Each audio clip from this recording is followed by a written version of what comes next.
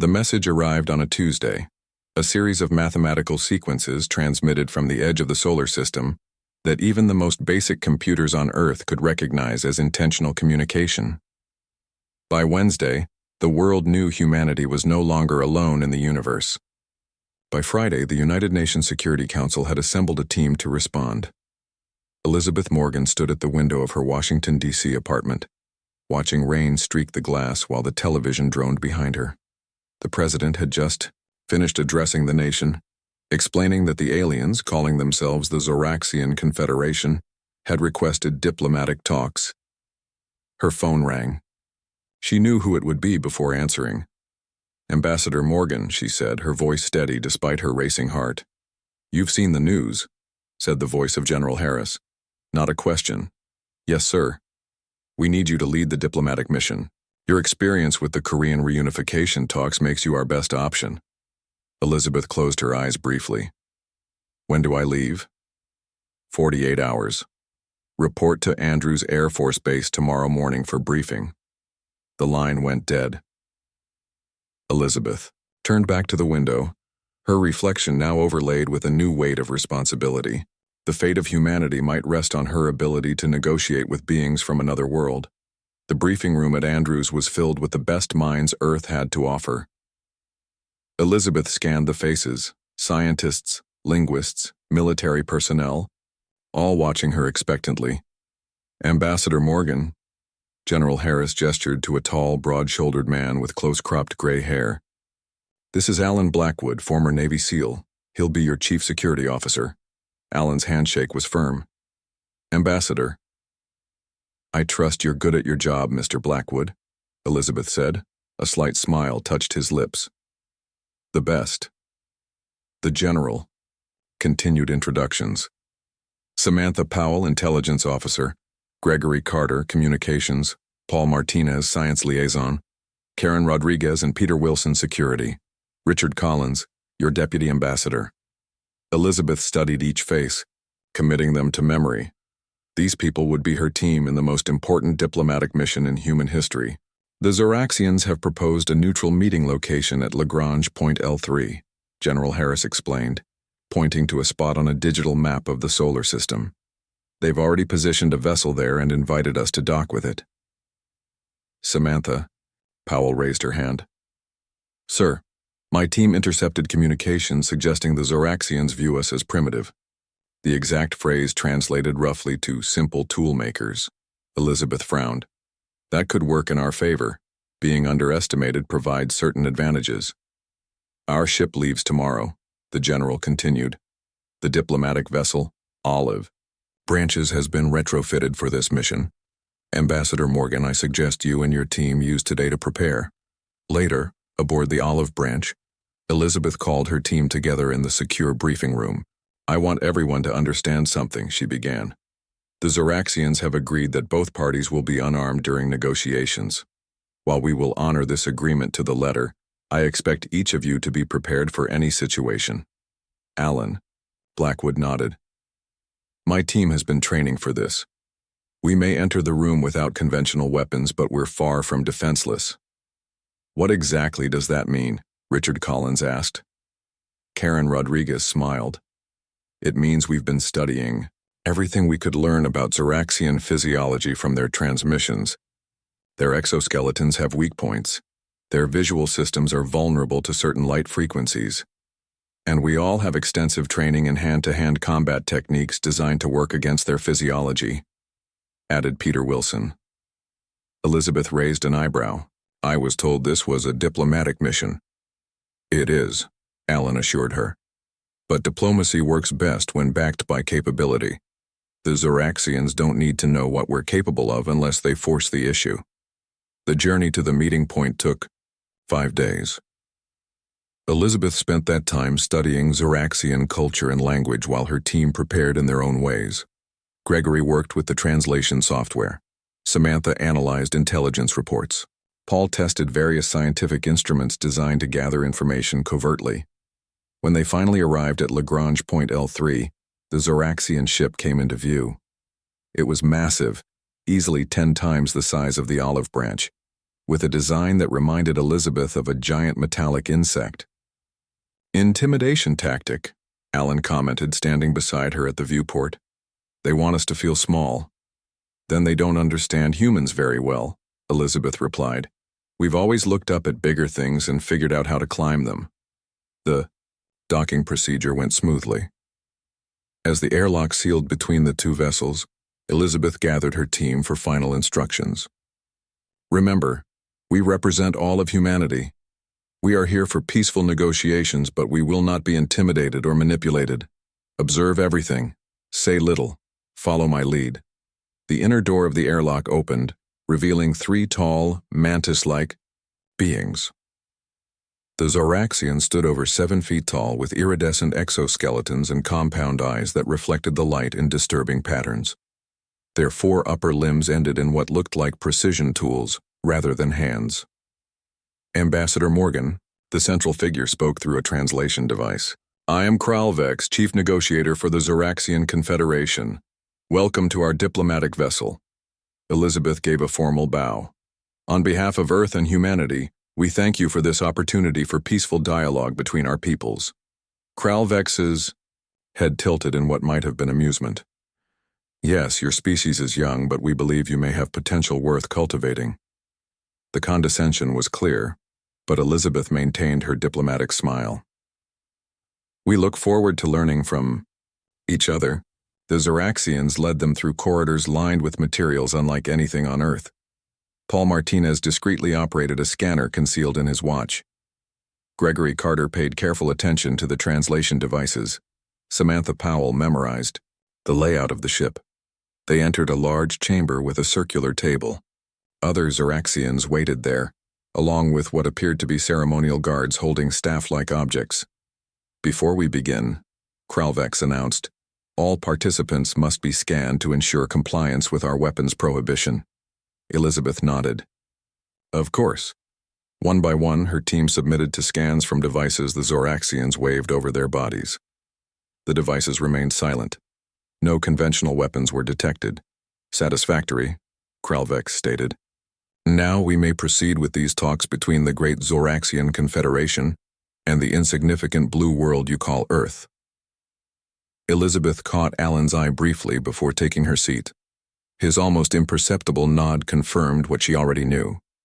The Zoraxians were underestimating them severely, and that might be humanity's greatest advantage. As the formal introductions began, Elizabeth spoke with perfect diplomatic poise, never revealing that beneath her calm exterior, every sense was alert for danger. The fate of Earth depended on these talks, and while she genuinely hoped for peace, her team was prepared for any outcome. After all, the Zoraxians had assumed human diplomats were unarmed. They would learn their mistake only if the talks collapsed. The first day of negotiations lasted 12 hours. Elizabeth Morgan kept her expression neutral as Kralvex described the Zoraxian Confederation's vast territory, spanning 17 star systems. The alien diplomats' upper limbs moved in complex patterns that the translation software couldn't interpret. Elizabeth noted how the other Zoraxians reacted to these movements with subtle shifts in posture. "Earth has much to gain from an alliance with us," Kralvex said. "Your technology is primitive, but your resources are valuable." Elizabeth smiled diplomatically. "We're eager to learn about your culture and technology, but Earth maintains full sovereignty over our system and resources." A clicking sound came from Kralvex that the translator didn't convert.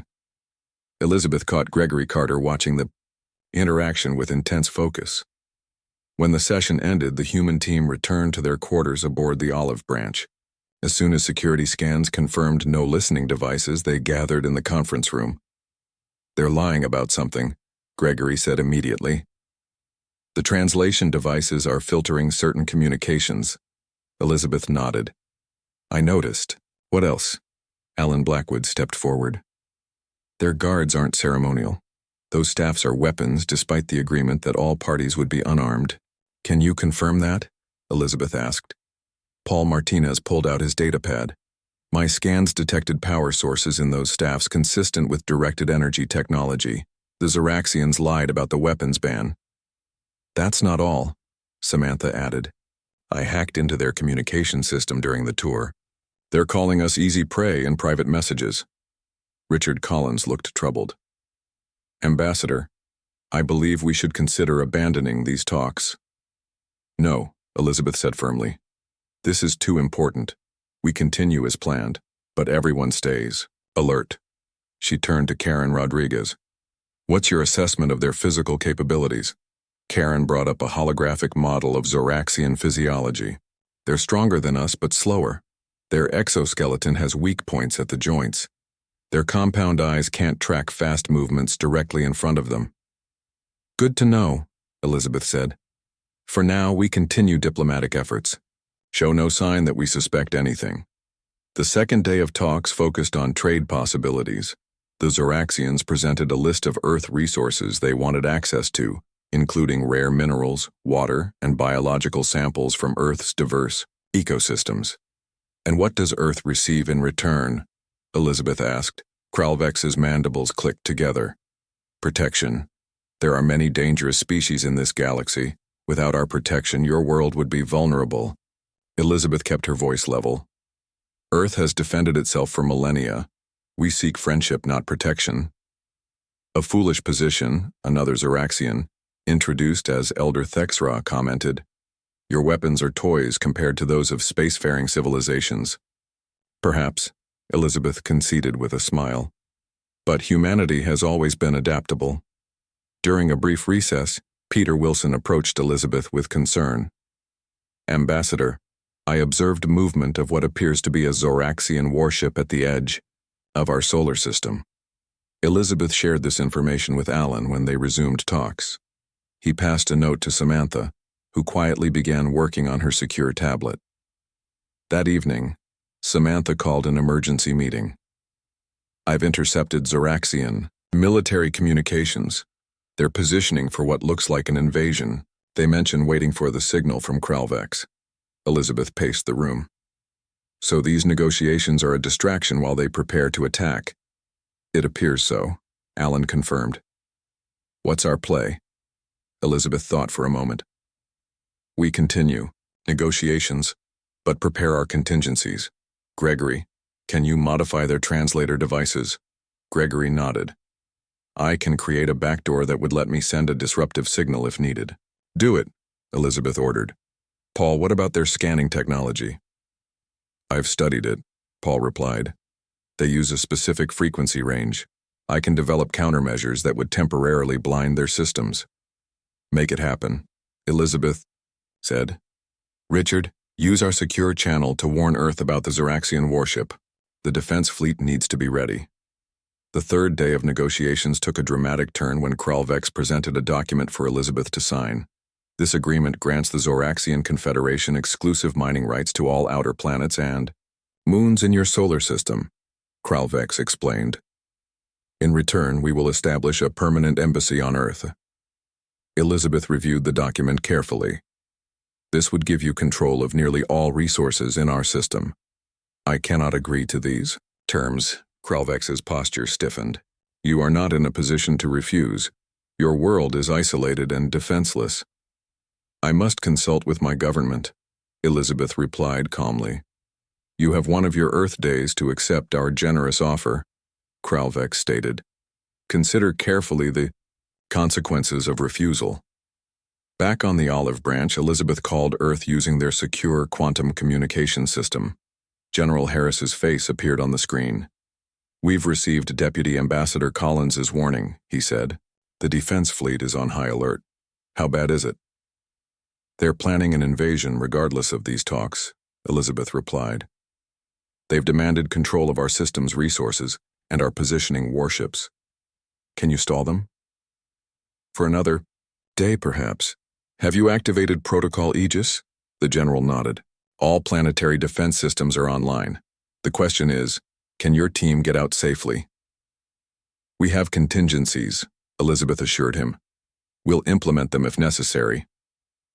After the call ended, Elizabeth found Alan in the ship's gym, practicing movements that looked like a blend of several martial arts. If things go badly tomorrow, she said, are we ready? Alan completed a complex series of strikes before answering. We're ready. Everyone knows their role. I never wanted it to come to this, Elizabeth admitted. Nobody ever does, Alan replied. But throughout human history, diplomats have always needed backup plans. The Zoraxians made a critical error in judgment. What's that? They thought humans would be easy to intimidate because we came seeking peace. Alan's expression hardened. They don't understand that we seek peace precisely because we know war too well.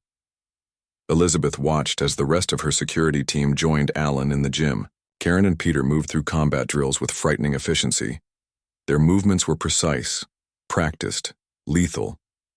Tomorrow we try one more time for a peaceful resolution, Elizabeth said. But if the talks collapse? Alan nodded grimly. If the talks collapse, the Zoraxians will learn that human diplomats are never truly unarmed. We bring our greatest weapons wherever we go, our minds, our adaptability, and our determination to survive. Elizabeth left them to their preparations and returned to her quarters.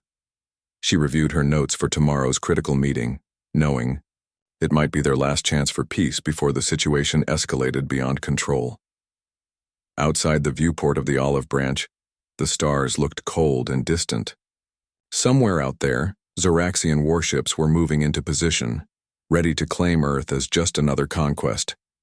They had no idea what awaited them if diplomacy failed. The human race had never been good at being conquered. Morning arrived with a sense of foreboding. Elizabeth Morgan stood in front of her team aboard the olive branch, her face grave but determined. Today we make one final attempt at peaceful resolution, she said. If the Zoraxians reject fair terms, we implement our contingency plan. Alan Blackwood distributed small flesh-colored devices to each team member. Place these in your ear. They'll allow us to communicate without the Zoraxians detecting it.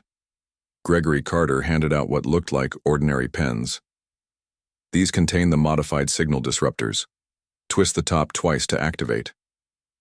Remember your training, Karen Rodriguez added. If it comes to physical confrontation, target joint connections in their exoskeletons. Paul Martinez showed them a small black button. I've completed the countermeasure for their scanning systems. When activated, it will temporarily disable their visual technology. The team walked together to the airlock connecting the two ships. Elizabeth paused before the door opened. Whatever happens today, I want you all to know it's been an honor serving with you. The Zoraxian negotiation chamber felt different today. More guards lined the walls, their staff weapons held at ready positions. Kralvex sat with 4 other, high-ranking Zoraxians, their postures rigid with what Elizabeth recognized as anticipation. Ambassador Morgan. Kralvex greeted her. Have you considered our generous proposal? Elizabeth took her seat, her team arranging themselves around her. I have discussed your terms with my government. We are prepared to offer an alternative agreement. She slid a data tablet across the table. Kralvex barely glanced at it. These terms are unacceptable. You offer limited mining rights with human oversight. The Zoraxian Confederation does not accept limitations. All relationships between sovereign powers involve compromise, Elizabeth said calmly. The Zoraxian made a sharp clicking sound. You misunderstand your position. Earth is not a sovereign equal. It is a resource-rich world with primitive defenses. Richard Collins spoke up. Our defenses are more advanced than you might believe. Your deputy speaks out of turn, Kralvex said to Elizabeth. Perhaps he needs a lesson in proper diplomatic protocol. One of the guards moved forward, staff raised. Elizabeth stood quickly. That won't be necessary. We are still engaged in peaceful negotiations. Are we? Kralvex asked. My patience ends today. You will sign our original agreement or face consequences. Elizabeth noticed Alan shift slightly in his chair. Through her earpiece, she heard Samantha's voice.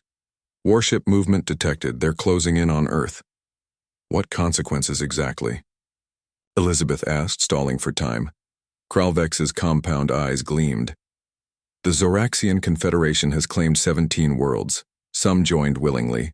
Others required persuasion. I see, Elizabeth said. And the warships you've positioned throughout our solar system are part of this persuasion? Surprise flickered across Kralvex's features. You are more observant than expected. Yes, our fleet awaits my command. Elizabeth tapped her finger on the table, a signal to her team. Before we proceed, I would like a private meeting with my advisors. There is nothing to discuss, Kralvex said. Sign the agreement or we will take what we want by force. 1 hour, Elizabeth insisted. Diplomatic protocol allows for consultation. After a moment of consideration, Kralvex nodded. 1 hour. Then you will sign or face immediate occupation. The human team was escorted to a small chamber adjacent to the negotiation room. As soon as the door closed, Paul activated a device. That jammed listening equipment. They're going to attack regardless of what we do, Elizabeth said. Richard looked grim. Earth's defenses are ready, but if the Zeraxians control this vessel, they have a strategic advantage.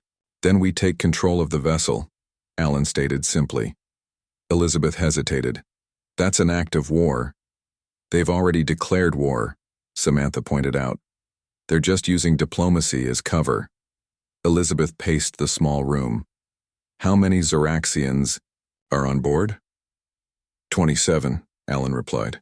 8 of them are guards. And our chances of success? Karen smiled slightly. Better than they think. The Zeraxians believe we're soft diplomats. They have no idea what we're capable of. Elizabeth made her decision. Gregory, are you ready to disable their communication systems? Gregory nodded. On your command. Paul, how long will your countermeasures work? 3 minutes of complete system blindness. 5 minutes of severe disruption after that. Elizabeth took a deep breath. When we return to the negotiation room, I'll attempt one more time to reason with Kralvex.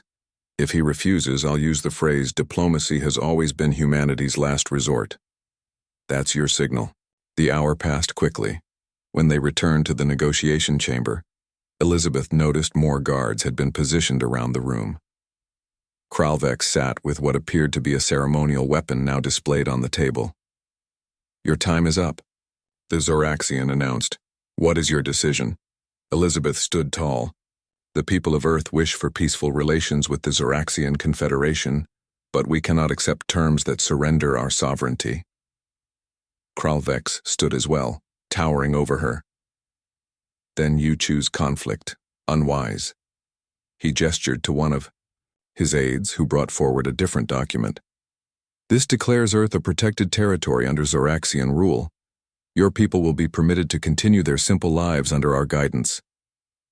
Elizabeth scanned the document, buying time. Through her earpiece, she heard Samantha whisper, multiple Zeraxian vessels have entered Earth orbit. Our defenses are engaged. Well, Kralvex demanded. Elizabeth looked up, meeting the alien's compound eyes directly. Kralvex, throughout human history, we have always sought peaceful solutions to conflict.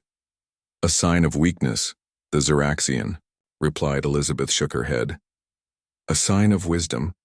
We choose diplomacy not because we fear war, but because we understand its cost. She pushed the document away. I cannot accept these terms. Kralvex made a sharp gesture. The guards raised their weapons. Then you will be the first human casualty in our conquest of Earth. Elizabeth straightened her shoulders. You should know something about humans, Kralvex. Diplomacy has always been humanity's last resort. The moment the words left her mouth, her team sprang into action. Paul activated his device, causing the Zeraxian visual systems to flicker. Gregory twisted his pen, sending a signal that disrupted the translation and communication devices throughout the room. Alan moved with surprising speed, disarming the nearest guard and using the staff weapon against its owner. Karen and Peter engaged the other guards, targeting the weak points in their exoskeletons with precise strikes. Elizabeth herself sidestepped Kralvex's attempt to grab her, using a complex martial arts move to flip the much larger alien onto his back. How? Kralvex demanded, his translation device sputtering. You are diplomats. Elizabeth stood over him, her diplomatic facade replaced by the stance of a trained fighter. We are humans. We hope for peace, prepare for war, and excel at both. The negotiation room had descended into chaos, but within minutes it became clear that the human team was winning.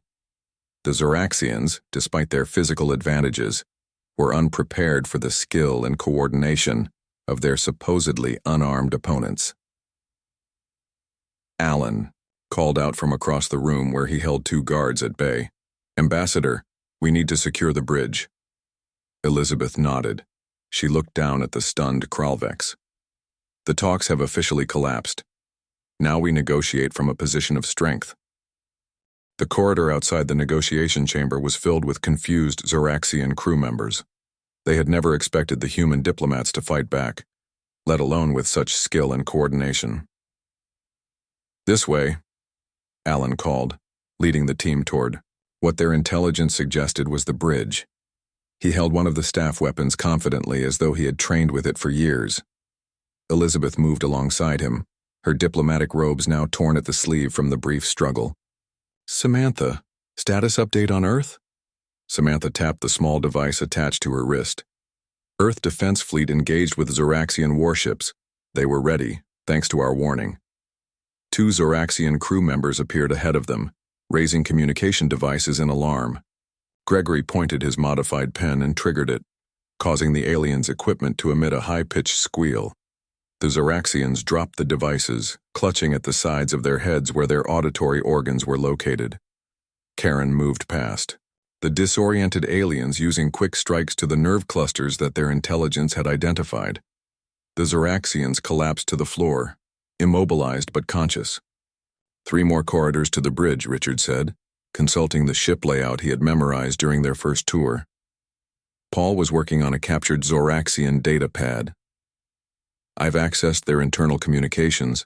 They're in chaos. They can't understand how their scans missed our capabilities." Elizabeth smiled grimly. They were looking for weapons, not skills. A security door blocked their path to the bridge. Peter examined it quickly. "Standard locking mechanism. I can bypass it." He pulled a small tool from the heel of his shoe and began working on the control panel. "Hurry," Alan urged. "They'll be sending more security teams." The door slid open with a hiss. On the other side stood 4 Zoraxian guards, their staff weapons powered and ready. "Now!" Elizabeth shouted. Paul activated another of his devices. The lights in the corridor flickered, and the Zoraxians' visual systems were overwhelmed by the carefully calibrated pulse. While they were disoriented, the human team moved in perfect coordination. Alan engaged the lead guard, using the alien's own momentum to send it crashing into its companions. Karen and Peter focused on disarming the others. Elizabeth herself slipped past the struggling aliens with Richard and Gregory, pushing forward toward the bridge. The bridge of the Zoraxian vessel was vast compared to human ships. Curved control panels surrounded a central command platform where a Zoraxian officer stood shouting orders. When Elizabeth and her team burst through the door, the officer turned in surprise. "Security breach," the officer called in the Zoraxian language, which Elizabeth now understood thanks to her intensive study. "Stand down," Elizabeth replied in the same language, shocking the bridge crew. "Your negotiation team has failed." The officer reached for a weapon, but Richard was faster. He threw a small disc that attached to the control panel, sending sparks across the console. The weapon systems went offline. "How is this possible?" the officer demanded. "You are diplomats, not warriors." "We are both," Elizabeth replied. "Humans, do not separate these skills as your people do." Gregory moved to the communication station, pushing aside a stunned Zoraxian technician. "I've gained access to their communications array," he announced. "We can contact Earth and the Zoraxian fleet." Alan, Karen, and Paul joined them on the bridge, having secured the corridor behind them. Alan had a small cut on his forehead, but otherwise the team appeared unharmed. "The ship is under our control," Alan reported. "Minimal resistance. Most of the crew surrendered when they realized what was happening." Elizabeth nodded. "Gregory, open a channel to the Zoraxian fleet." The main view screen flickered to life, showing the face of a senior Zoraxian commander. His compound eyes widened at the sight of humans controlling his diplomatic vessel. "This is Ambassador Elizabeth Morgan of Earth," Elizabeth announced. "Your diplomatic mission has been found in violation of interspecies law. They arrived under the pretense of peace while positioning warships for invasion. The commander chittered in alarm. "How did you take control of the vessel? Our scans showed no weapons." "Your mistake was assuming weapons only come in the form of devices," Elizabeth replied. "Humans carry our most effective weapons in our minds and bodies." She gestured to Samantha, who displayed data on a secondary screen. "We have transmitted proof of your planned invasion to all nearby spacefaring civilizations. The records from this diplomatic vessel contain all the evidence needed." Richard stepped forward. "We are also broadcasting the current battle near Earth, where your warships are discovering that our planet is not as defenseless as you believed." The commander's posture shifted subtly, a sign of uncertainty that Elizabeth had learned to recognize during her study of Zoraxian body language. "What are your terms?" the commander asked finally. "Immediate withdrawal of all Zoraxian forces from our solar system," Elizabeth stated firmly. "Recognition of Earth's sovereignty and territorial rights to our entire system, and reparations for this act of aggression." The commander conferred with someone off-screen. "The Confederation Council must be consulted. This situation is unprecedented." "You have 1 hour," Elizabeth said. "After that, we begin transmitting detailed scans of Zoraxian technology to every world in this sector. I imagine some of your rivals would be very interested in the vulnerabilities we've discovered." The commander's antennae flattened against his head, a sign of alarm. "You would not dare." Elizabeth leaned forward. "You thought we were primitive and easily conquered. You've already miscalculated once today. Are you certain you wish to do so again?" After the communication ended, Elizabeth turned to her team. Paul was treating Alan's cut with a small medical kit. Karen and Peter were securing the few Zoraxian crew members who remained on the bridge. Richard was coordinating with Earth's defense forces. "Will they back down?" Gregory asked quietly. Elizabeth moved to the viewport where distant flashes of light indicated the battle near Earth. "They have no choice. They based their strategy on a fundamental misunderstanding of humanity." "Which was?" Samantha asked.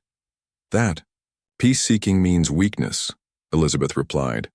"Throughout human history, our greatest diplomats understood that effective negotiation requires strength. The Zoraxians couldn't conceive of diplomats who were also warriors." A message alert sounded from the communications console. Gregory checked it. "Ambassador, we're receiving a transmission from the Zoraxian Confederation Council directly. They're requesting to speak with you immediately." Elizabeth straightened her torn diplomatic robes as best she could and nodded. "Put them through. It seems they're ready for real negotiations now." The view screen changed to show 3 elderly Zoraxians, their exoskeletons bearing the elaborate markings of high authority.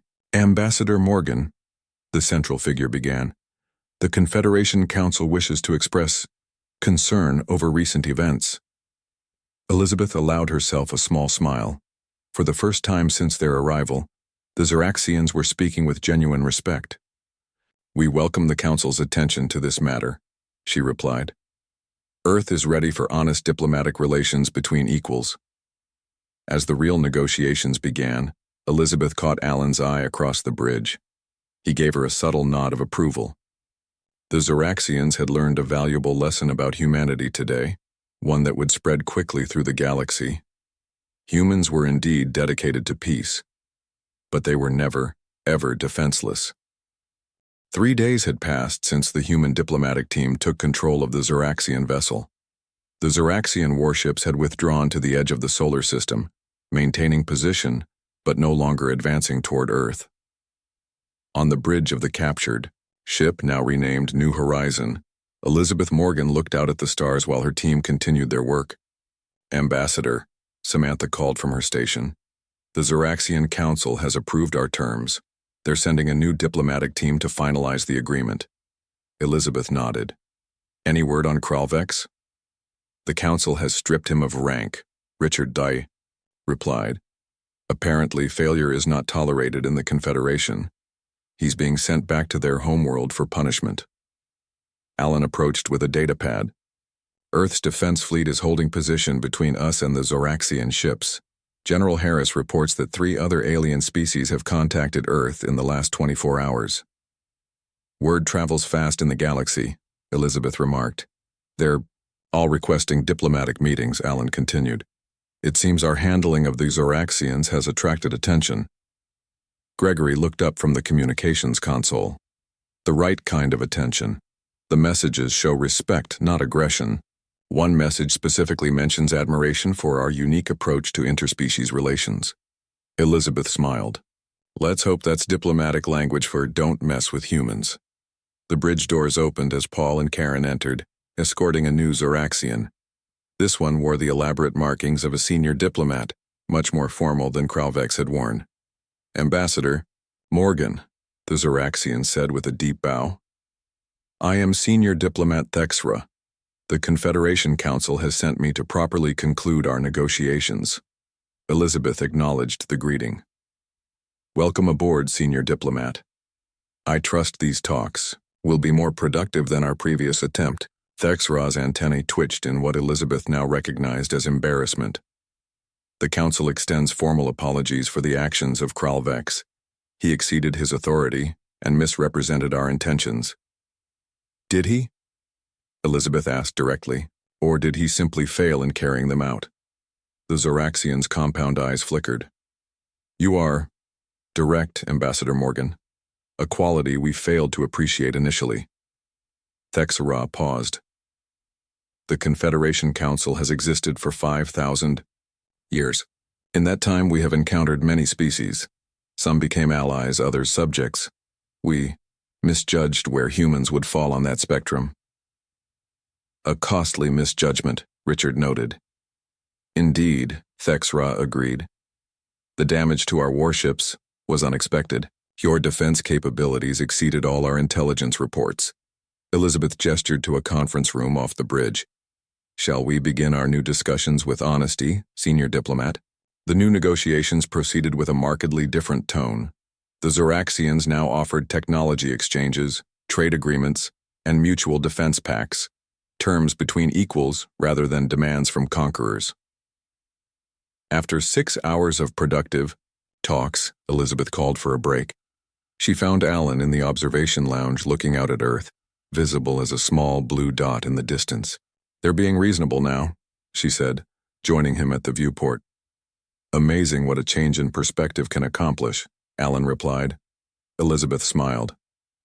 I never wanted to fight them. I know. That's why you were the perfect choice for this mission. Your first instinct was diplomacy, not conflict. Alan turned to face her. But you were also prepared to defend Earth when diplomacy failed. That balance is humanity's greatest strength. A soft alert sounded, and Gregory's voice came through the communication system. Ambassador, we've received word that representatives from the Galactic Alliance are requesting permission to observe our negotiations with the Zoraxians. Elizabeth raised an eyebrow. The Galactic Alliance? The Zoraxians never mentioned this organization. According to the message, it's a coalition of 17 spacefaring species that maintain peace in this sector, Gregory explained. The Zoraxians are not members. Interesting timing, Alan remarked. I wonder if our handling of the Zoraxians caught their attention. When they returned to the conference room, Elizabeth noticed Thexra appeared distinctly uncomfortable. Is something wrong, Senior Diplomat? The Alliance's involvement was unexpected, the Zoraxian admitted. They generally do not interfere in Confederation matters. I've agreed to meet with their representatives, Elizabeth informed him. Does that concern you? Thexra's mandibles clicked softly. The Alliance has rules about first contact protocols and aggression against developing worlds. Our actions may have violated their principles. Richard leaned toward Elizabeth. We've gained more leverage. The arrival of the Alliance representatives changed everything. They were a diverse group, 3 different species working together, in perfect coordination. Their leader, a tall, elegant being with luminescent skin, introduced herself as Ambassador Zara of the Tellurian Collective. Earth's response to Zoraxian aggression has impressed the Alliance, Zara explained in the conference room.